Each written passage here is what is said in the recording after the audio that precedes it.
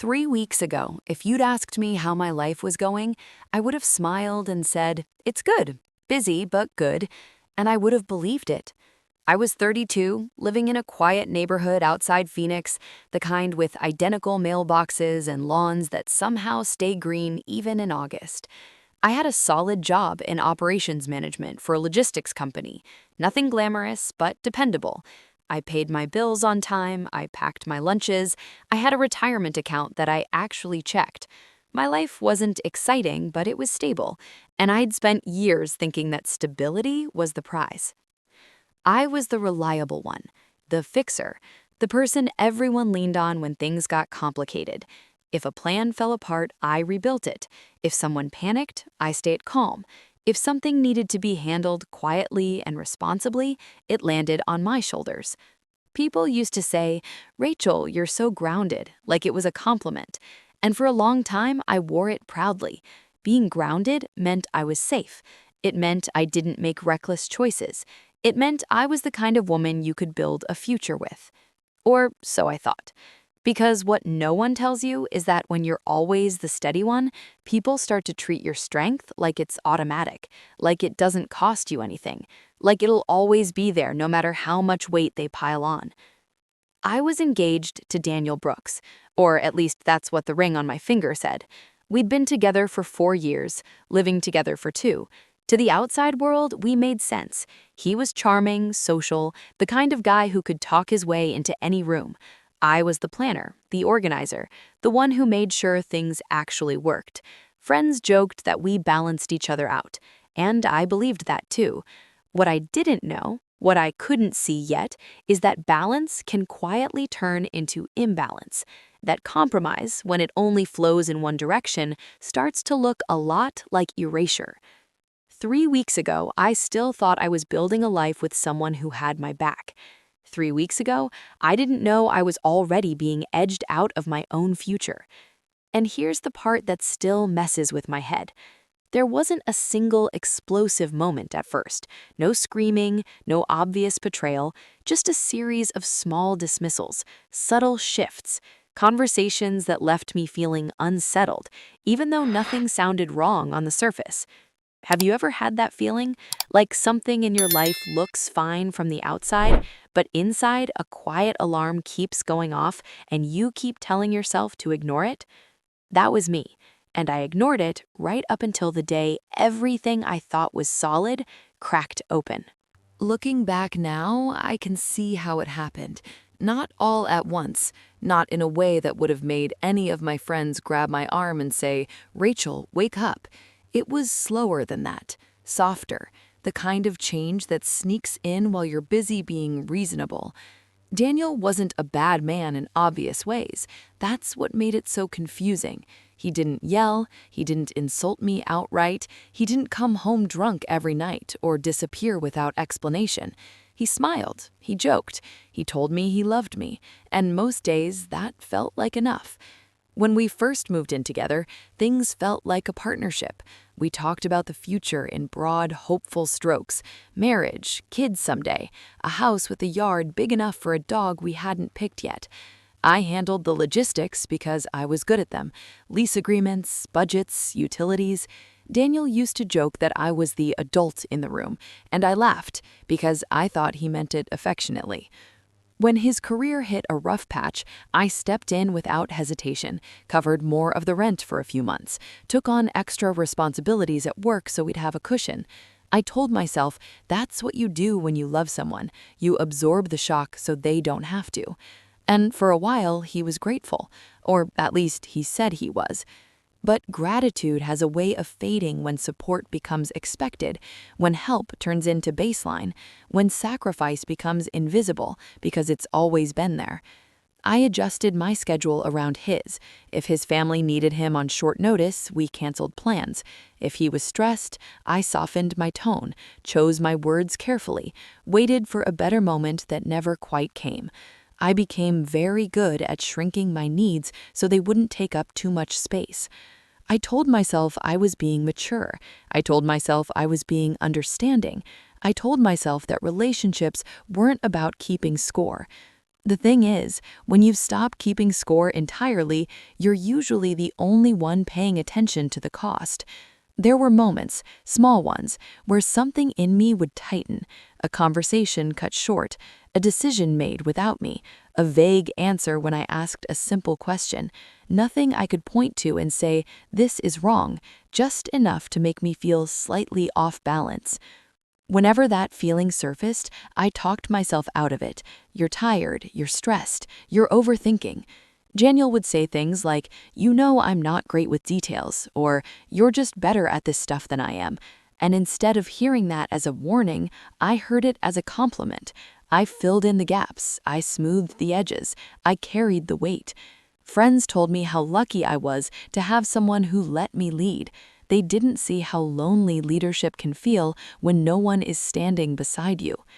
Some nights after Daniel fell asleep, I lay awake staring at the ceiling, wondering why I felt so tired when nothing was technically wrong, wondering why love felt more like maintenance than connection, wondering why I was always the one bending, adjusting, recalibrating.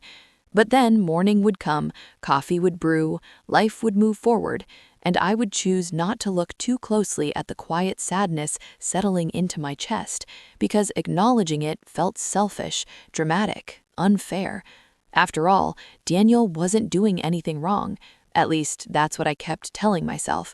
And that belief, that nothing was wrong, was the one thing holding me in place, even as the ground beneath me was slowly starting to shift.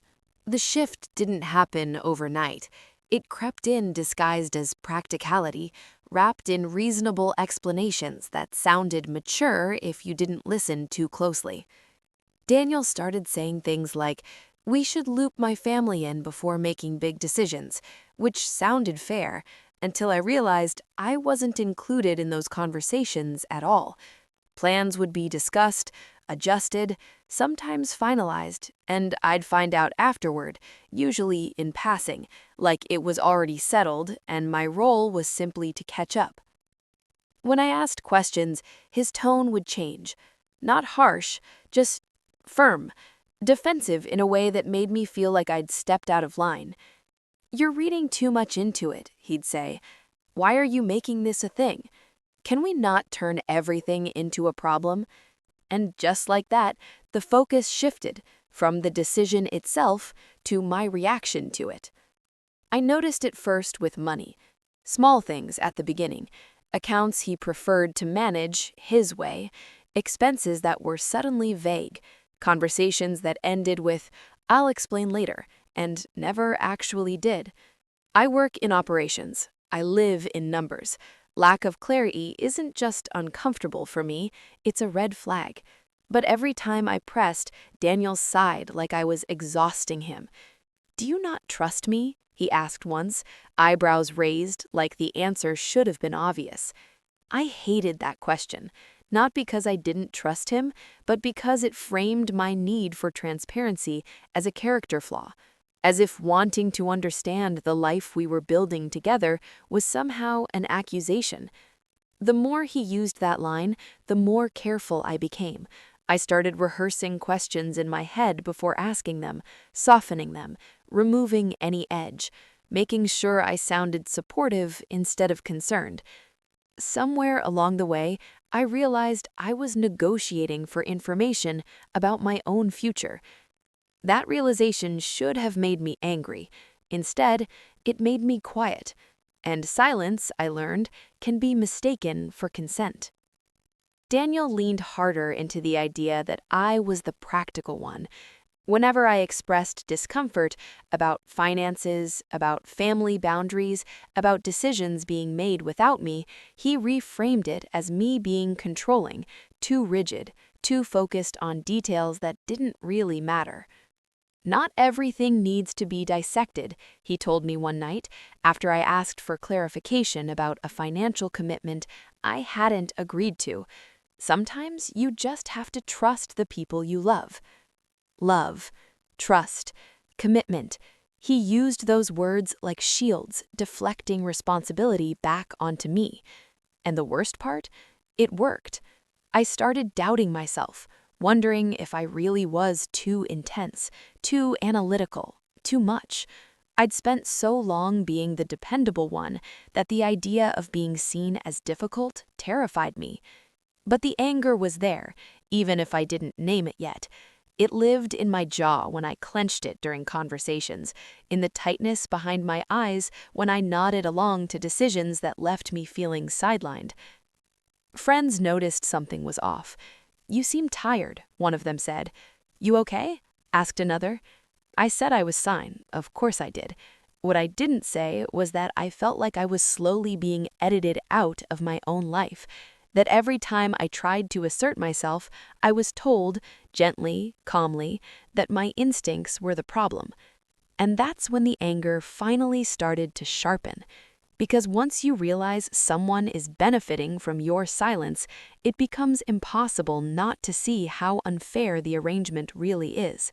How one person's comfort is being maintained by another person's constant self-erasure. I wasn't angry because Daniel was flawed. I was angry because he was choosing himself over and over while expecting me to keep choosing us, even when us no longer included me equally. That's when the questions I'd been avoiding began to form clearly in my mind. Why was compromise always my job? Why did my ambition suddenly feel threatening? Why did love require me to keep shrinking? I didn't know it yet, but that anger, the one I'd spent months swallowing, was about to collide with the truth, and when it did, it wouldn't whisper. It would finally demand to be heard. The moment everything finally broke wasn't loud. There was no screaming match, no dramatic confession, no slammed doors or shattered glasses. It happened on a Tuesday night, in our kitchen, under the dull hum of the overhead light that had been flickering for months. The kind of ordinary moment you never expect to divide your life into before and after. I had asked a simple question. It wasn't even accusatory. I remember that clearly. My voice was calm, controlled, carefully neutral, the way you speak when you don't want to trigger defensiveness. I asked him why I hadn't been included in a financial decision that directly affected our future, a long-term commitment, one that had my name attached to it whether I agreed or not. Daniel didn't answer right away. He leaned against the counter, arms crossed, eyes unfocused, like he was already tired of the conversation before it really began. "I didn't think it was a big deal," he said finally. "You didn't think I needed to be part of it?" I asked. That's when his expression shifted, not to anger, but to something colder, something final. "I just didn't want to deal with another debate," he said. "Every time we talk about stuff like this, it turns into a whole thing." A whole thing. That was it. That was the phrase that did it, the one that drained the air from the room, because suddenly, everything snapped into focus. My questions weren't questions to him. They were obstacles. My concerns weren't valid. They were inconveniences. I stood there, hands resting on the counter, feeling oddly detached from my own body, like I was watching myself from across the room. I could hear the refrigerator humming, the clock ticking, the sound of my own breathing too loud in my ears. "So you just decided?" I said, quietly. "Yes," he replied. "I made the call." And just like that, the truth landed, not with force, but with weight. He wasn't confused. He wasn't overwhelmed. He wasn't unaware. He had chosen. He chose the path that was easiest for him, the one that didn't require explanation, the one that didn't require compromise. And he did it knowing I'd find out later, knowing I'd be hurt, knowing I'd probably swallow it the way I always had. Something in my chest cracked open. I wanted to cry. I wanted to yell. I wanted to list every sacrifice I'd made, every time I'd stepped back so he could move forward. But the words didn't come. All that rose up instead was a deep, hollow exhaustion. I realized then how tired I was. Not physically, emotionally, bone-deep tired.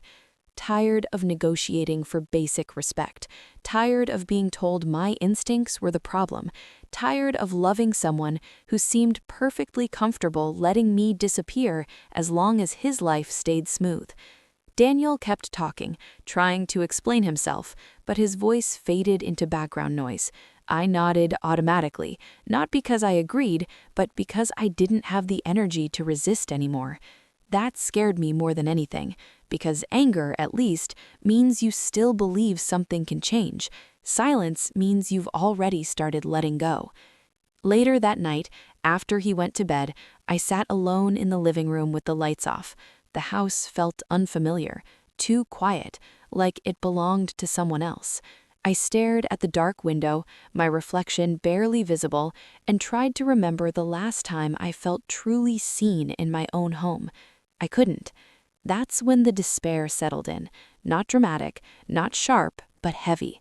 A suffocating sense that I had been shrinking for so long, I didn't know how much of myself was left. I wasn't just losing a relationship, I was losing the version of myself who believed that patience would eventually be rewarded. And in that silence, thick, aching, unavoidable, I finally allowed myself to admit the thought I'd been avoiding for months. If this was what our future looked like, I didn't know if I could survive it. The morning after that conversation, I woke up before my alarm. For a moment, I lay there staring at the ceiling, disoriented, like I'd surfaced from a long, exhausting dream. Then the memory settled back into place, heavy but clear.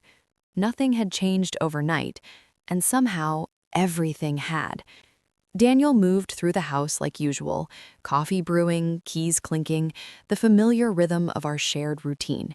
He acted normal, pleasant even, as if the night before had been just another disagreement, something to be smoothed over with time and silence. That's when I realized something important.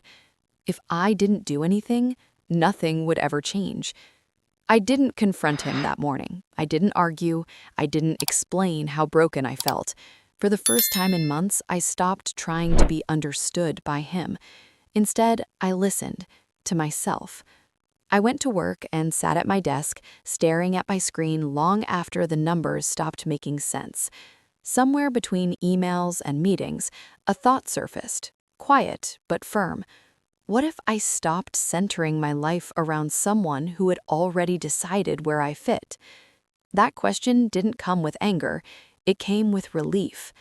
I started small, practical, the way I always did. I reviewed our finances, not emotionally, not dramatically, just factually. I listed what was joint, what was mine, what I had sacrificed, and what I had quietly maintained. The clarity was sobering. I hadn't been irresponsible, I hadn't been reckless, I had been prepared. That mattered. I reached out to an old colleague I trusted and asked about opportunities. Nothing dramatic, just a conversation, then another. I updated my resume for the first time in years, surprised by how much I'd accomplished while supporting someone else's growth. Each small step felt like inhaling after being underwater too long.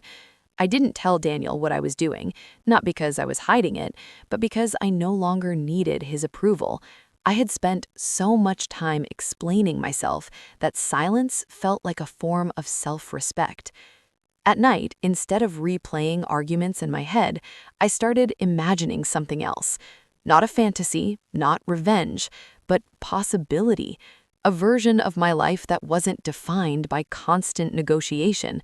A future where my instincts weren't something I had to apologize for. I talked to my sister on the phone one evening, my voice shaking as I tried to articulate what was happening inside me. "I don't feel dramatic," I told her. "I feel clear."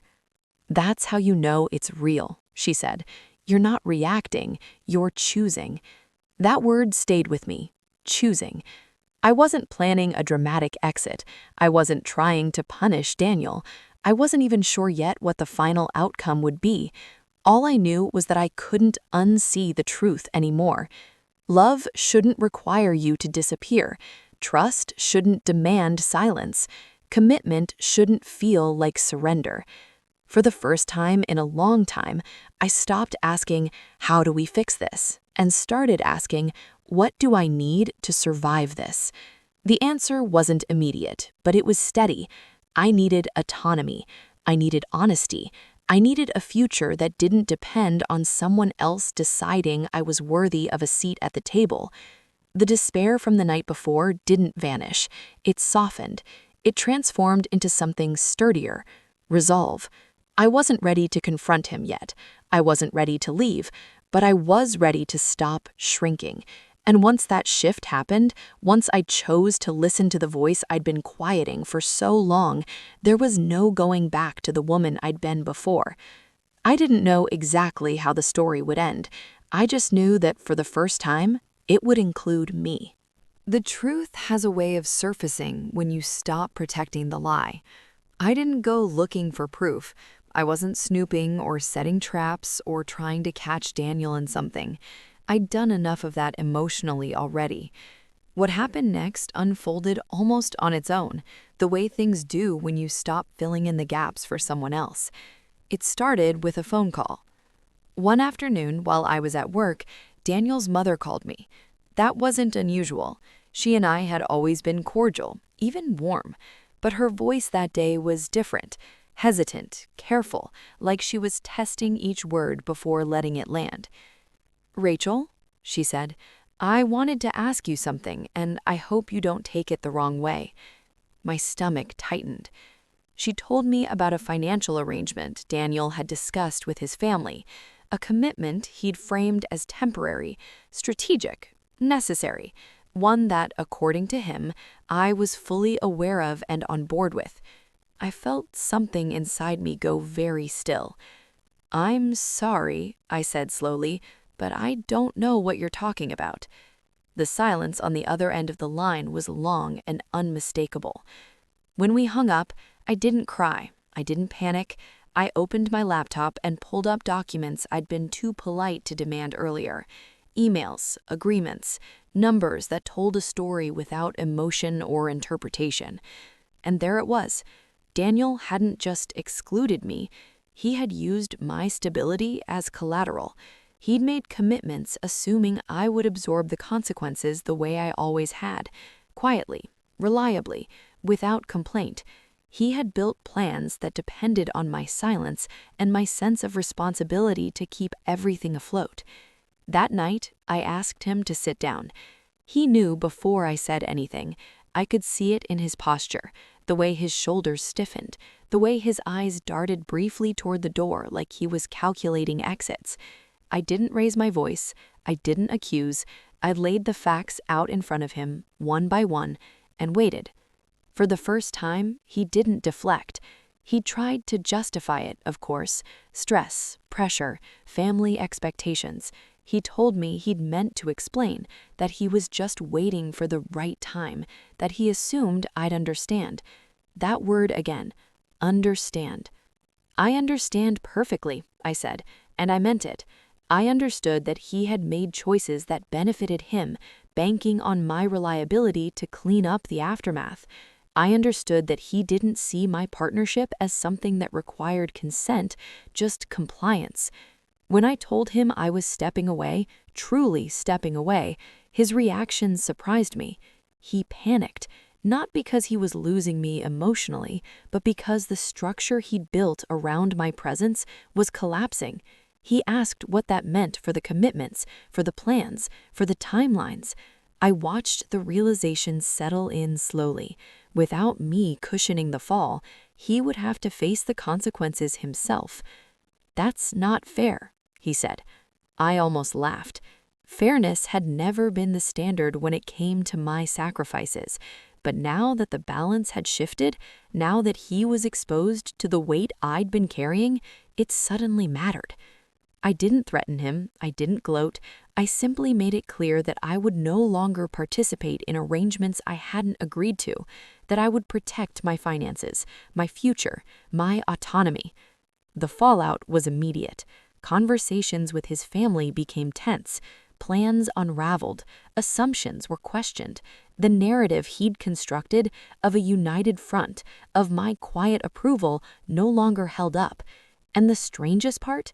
I didn't feel cruel. I felt relieved. For the first time, the burden was where it belonged. Daniel tried to fix it. Apologies came fast, layered with promises and regret. He told me he hadn't realized how much he'd taken for granted, that he needed me, that we could reset. But something had shifted permanently. I wasn't angry anymore. I wasn't even hurt in the way I'd been before. I was free of the illusion that love required self-sacrifice without limits. Walking away didn't feel like revenge. It felt like justice, not because he suffered, but because I stopped suffering on his behalf. And that, more than anything, was the release I hadn't known I needed. The house felt different once it was quiet again. Not empty, not sad, just still. For the first few nights after everything settled, I kept expecting a rush of emotion, anger, triumph, regret, something dramatic that would signal the end of this chapter. But it didn't come. What I felt instead was a strange, unfamiliar calm, the kind that only arrives when you finally stopped fighting yourself. Daniel moved out within a week. There were no final speeches, no last-minute confessions that changed anything. Just boxes, awkward logistics, and a mutual understanding that whatever we had been holding on to no longer existed in a form that could survive the truth. People asked how I was doing. I said I was okay. And for the first time, that wasn't a lie. I wasn't celebrating. I wasn't replaying the past, looking for moments I could have handled differently. I wasn't even angry at him anymore. What surprised me most was how little space he occupied in my thoughts once I stopped carrying the weight of his decisions. The anger had burned itself out. The sadness had softened. What remained was clarity. I realized how often I had confused endurance with love, how easily I'd accepted the idea that being strong meant being endlessly accommodating, that loyalty meant staying quiet, that maturity meant swallowing discomfort so no one else had to feel it. But strength isn't silence, and love isn't self-erasure. In the weeks that followed, my life didn't suddenly become perfect. I still had bills to pay, stressful days at work, moments of loneliness that crept in late at night. But there was a noticeable difference in how those moments felt. They belonged to me. I wasn't adjusting my emotions to manage someone else's reactions. I wasn't bracing myself before asking simple questions. I wasn't shrinking to keep the peace. My instincts, once treated like liabilities, felt like guides again. I thought about Daniel sometimes, not with bitterness, but with a distant kind of sadness. Not for the relationship we lost, but for the version of myself I almost abandoned trying to save it. I didn't win because he lost. I won because I stopped losing myself. That's the part no one talks about when they tell stories like this. The real victory isn't watching someone else face consequences. It's the quiet moment when you realize you no longer need them to validate your pain for it to be real. If you're listening to this and something feels familiar, if you've been telling yourself you're being too sensitive or too demanding or making a big deal out of nothing, I want you to pause for a second. Ask yourself this: when did love start feeling like something you had to survive? Because the moment you start questioning your worth to keep someone comfortable is usually the moment you've already crossed a line, one you didn't even know was there. Leaving didn't make me cold. Standing up for myself didn't make me cruel. It made me honest. And once you choose honesty, real honesty, the kind that doesn't require you to disappear, there's no going back. You don't need revenge. You don't need closure from someone who benefited from your silence. Sometimes the most powerful ending is simply choosing yourself and walking forward without apology.